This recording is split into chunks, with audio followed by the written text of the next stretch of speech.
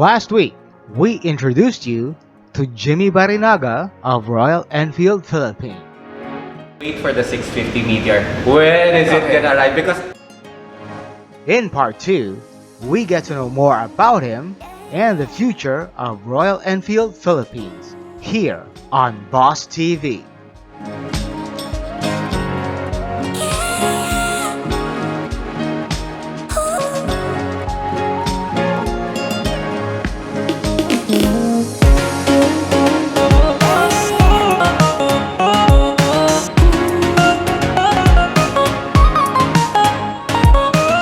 The Royal Enfield Super Meteor 650. Honestly, we don't have a schedule yet. It's all over the internet that they're testing it, sobra. So the build-up is there, but I cannot say when exactly, to be honest. But hopefully within the year. is it already being sold in No, India? not yet. In India, hindi pa rin siya. Not yet. Parang So ganda it's eh. been launched. You see a lot of Noise. about it, but Social no. media is like, Yeah. wow, I love this Probably bike. it's still under production right now to serve the global community. Pero right now wala pa. Actually, gusto ko yung form factor niya because one of the things that I'm not that small of a rider, but with the 650 GT, which I have, si Darna, I have to always I keep love saying the that. name. Di ba? So yun eh. Pare, you know what, sometimes, I think it's just a little bit too tall eh. Okay. Diba? That's why when I was sometimes when I want to relax, I just use my Honda, which is like, and then nakita ko yung Meteor dito na 350. Ang sarap ng upo mo. So, understandably, it's a totally different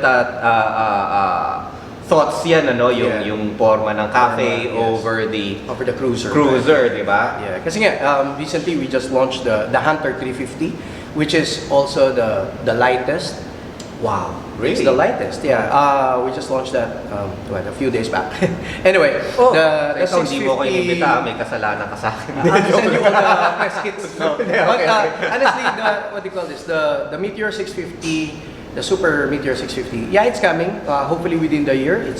Expect for that. It's one of the best, based on the critics and then the influential media from international.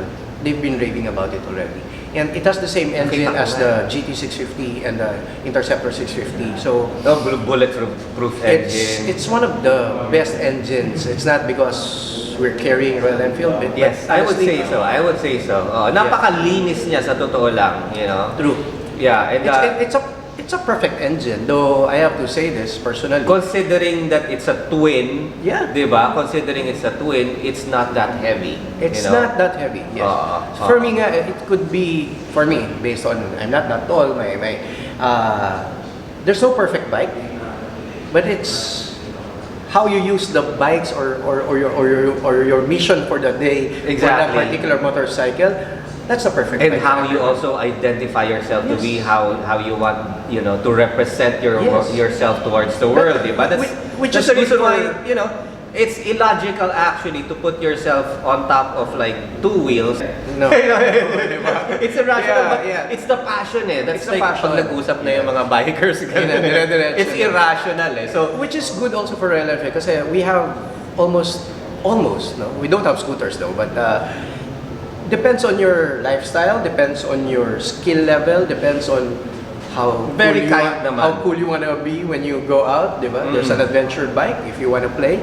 There's an urban adventure bike which is the Scrum, Yeah. the Himalayan, and then the Scrum. pero you know what? Classic. You with with all of your classes of bikes, alam mo minsan talaga may hilig lang eh.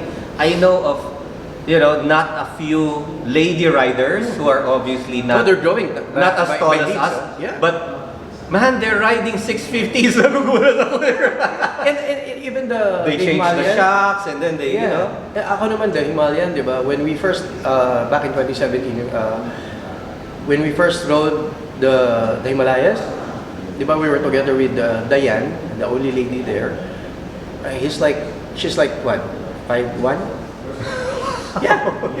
But her skill level is way up. So, Yun. so we basically survived the Himalayan ride. Yeah. Actually, Himalayan guys, hindi yung Himalayan the bike ka. These guys, actually, ilang beses ka nang, they went to the highest Motorable road, pass, yeah. motorable road in the world, which is Is this already in the Everest peaks? No. It's in the vicinity. Below pa, no? Yeah. Oh. When Of you course. say, kasi when you ride the Himalayas, you go to Kardungla, which is the highest motorable pass at 80,382 feet. Yes, manipis yung hangin, everything, the challenge and everything. So you have to be prepared. We rode during that time, 6 years ago, it was the Himalayan. So yan guys, obsession na yan. Yeah. No sane person would go there. And we're very proud that we raised the flag there because we were the first Filipinos to do so during that time. Oh, 2017. yeah. And then after 5 years, just recently, September last year. I think magkasama ba kayo ni our good friend Indian chef, si Kanan? Si Kanan. Si Kanan nakasama Yeah, mo? Okay, 5 years okay. ago. Hi, Kanan! So, Uy, di pa ako nakakain ng luto mo, vlog. yeah, ano lang yan, simple lang. Kanan is a chef and the Royal Enfield owner multiple times. Multiple times, Yeah, yes, and, yes. He owns the, tour thing? Yung he has like a motoring tour thing. So guys, Kanan, pinaplug na kita. Pupunta ako sa bahay mo, kakain ako ng korma. Alam niya na yan, papadeliver siya ng biryani mamaya-maya. Ayan, okay. So, Yeah. So, alam mo pare, when I saw that, sabi ko, meron pala nun. Meron palang ganun na highest motorable Yes. pass where it's practically... That's why it was designed. The Himalayan was really designed to ride the Himalayas. And then I was able to do it twice already. Last September, it's my second time. So maybe if you do your third, I'll... Direct Vic and I might join you. Why You know, not? it's a rite of passage, right? Yes, And yes. not everybody gets to do it, di ba? Yes. So medyo, if I heard it correctly, parang there were these guys who were like they were the battle stories. I mean, Yes. like, you know, it's like sobrang lamig daw, tapos you're like pouring hot water and then biglang nagiging it's- yellow. True. You don't want to take a bath. You don't even want to wash your hands kasi it's like breaking, yung titigas pa lang na ice sa ice tray. It's not cold. And then we were like -10 up there. Yeah. Oo nga pare, yung Himalayans, and that was like really, when I saw it, it's like I was just wowed by the I don't know, is it stupidity or Extreme happy stupidity. No. Ako, if you can do it once, especially I yeah, it's not something that will kill you or No. something. You know. It's doable, but Yeah. you just have to really be prepared. You have to also, it's not a comfortable procedure No, to no. be at the highest possible. Yeah, it's an extreme. Well, it's an extreme ride. Being what we call it an extreme sport of riding.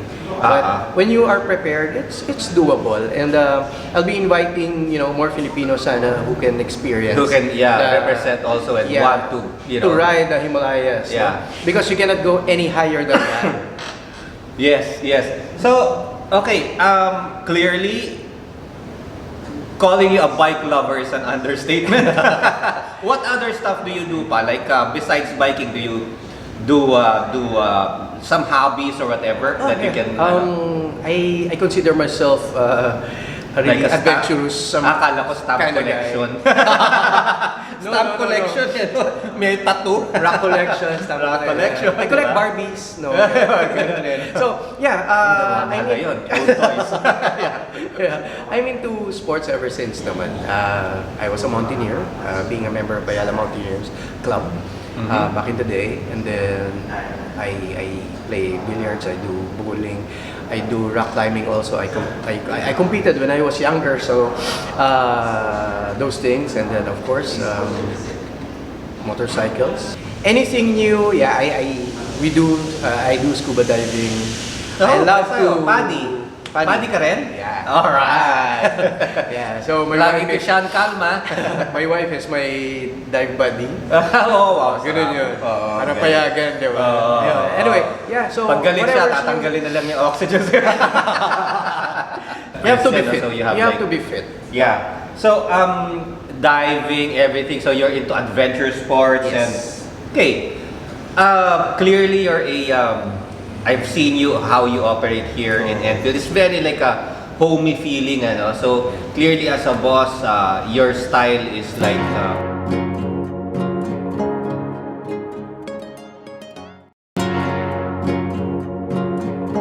Clearly, as a boss, your style is like you're not a type A na, alam mo yun, yung pukpok ng pukpok, yung mga ganun. So tell us more about how a Jimmy Barinaga runs the Enfield family. Okay.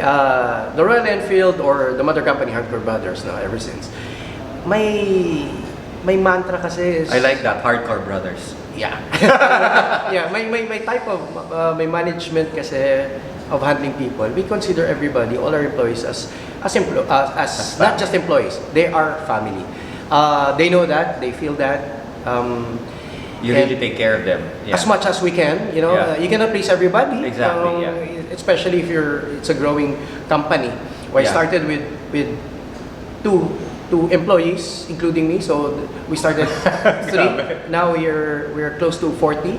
Wow. With multiple dealerships. So again, let me use that word as a blessing because it's blood, sweat, and tears for me. This was passion through and through. So entrepreneurship, you are not you did not, what did you graduate from, bro? I took up dentistry in UE. Okay ba? No. That is serious. But I shifted to management and then my last corporate before Hardcore Brothers, which is our company now, I was a marketing manager for Biker Music.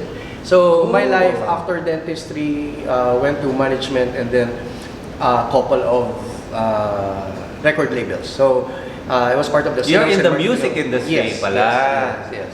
That's where I met my wife Larry. Siguro kilala mo rin si Lloyd Umali. Sinong hindi nakakilala? Number one, he rides as well and he's a good guy. Hi Lloyd, he's my neighbor in the condo. Cool. Ayun, so that was my last corporate gig as a marketing manager. So my style of doing promotions here also with Royal Enfield. That's why I'm kinda good friends still with the media.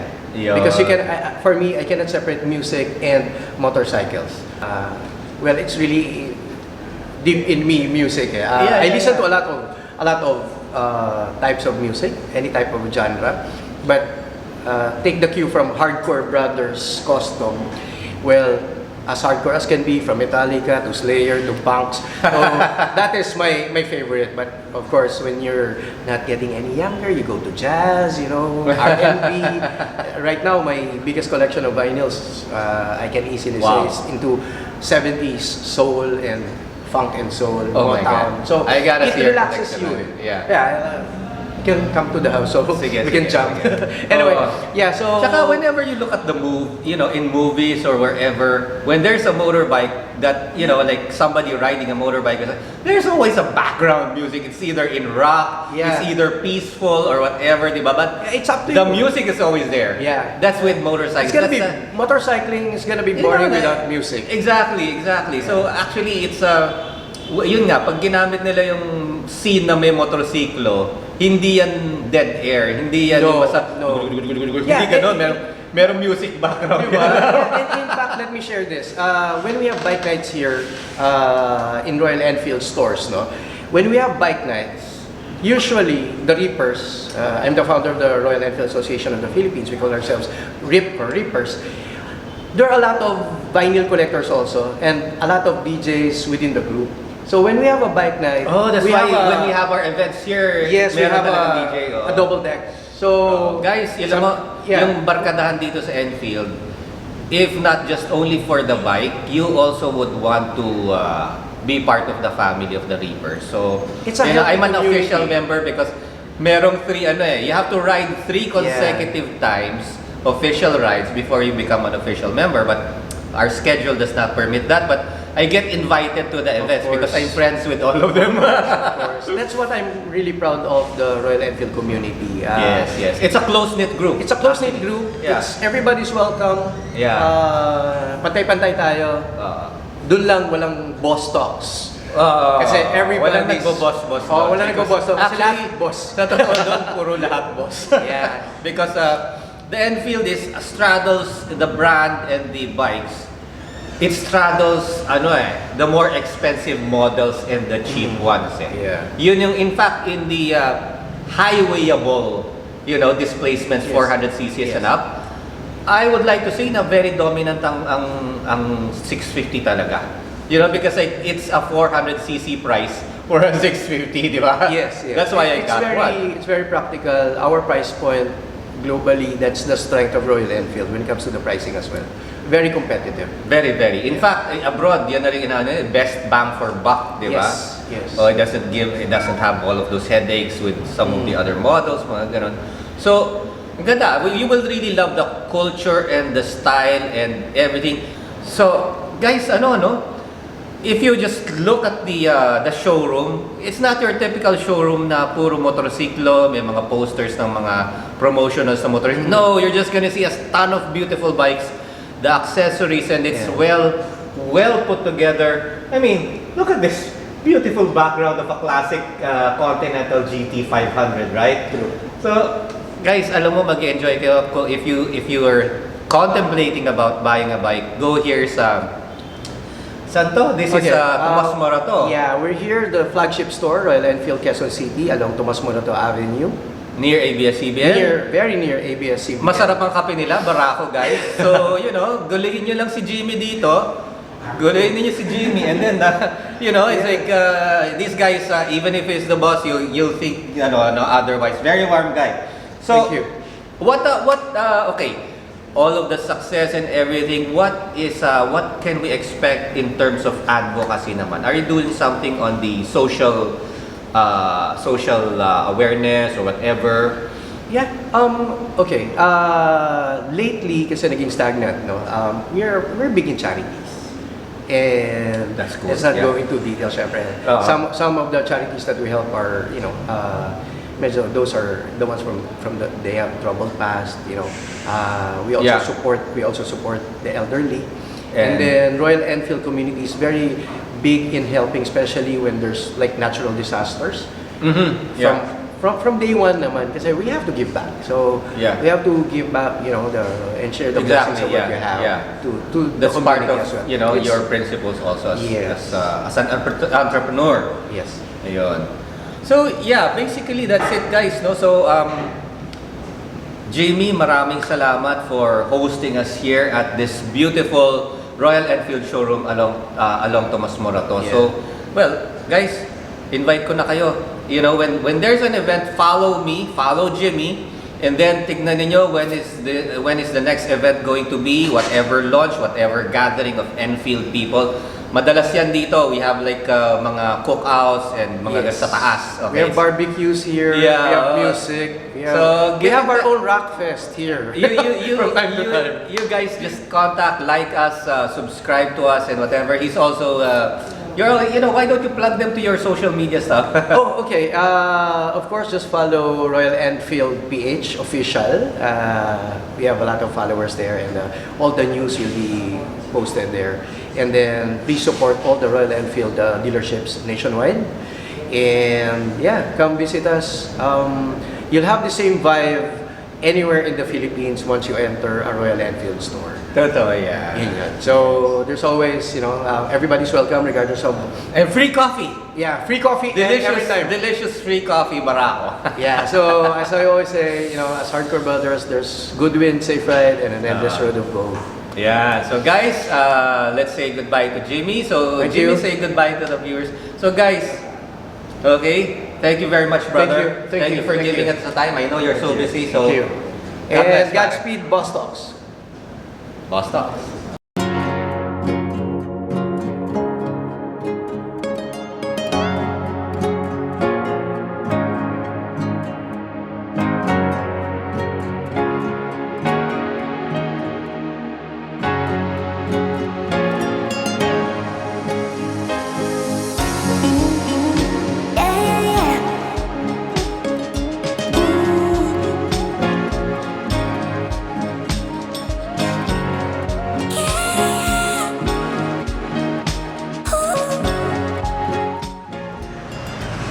So it's another day, guys. We're done with the interview with Jimmy. So I hope you like this episode of Boss TV. So I'll see you next week for the next episode. And just keep tabs on us. See ya.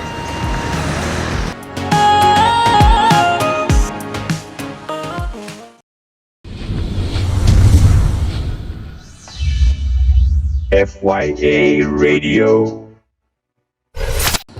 So this song is titled Bad Boy.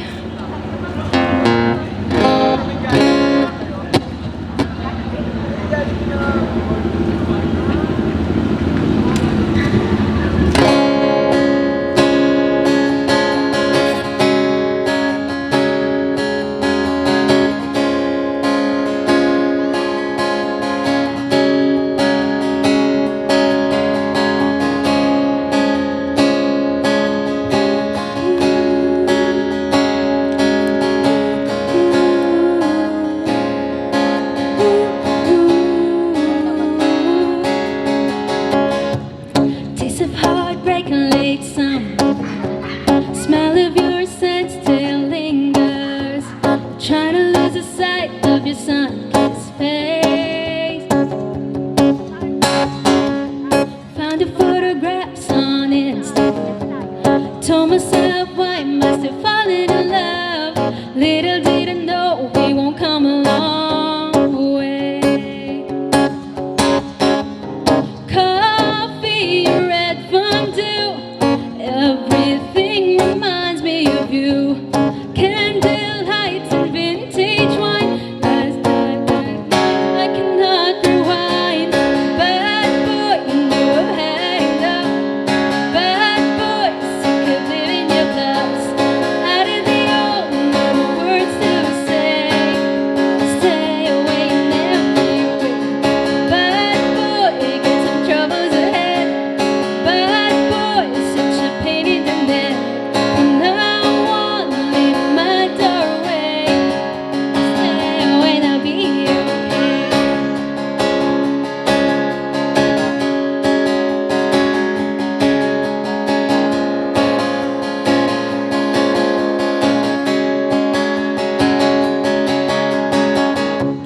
Watch you on the screen in your jersey on. All the other girls talk you all night long. It's funny how it bothers me, the feeling still strong.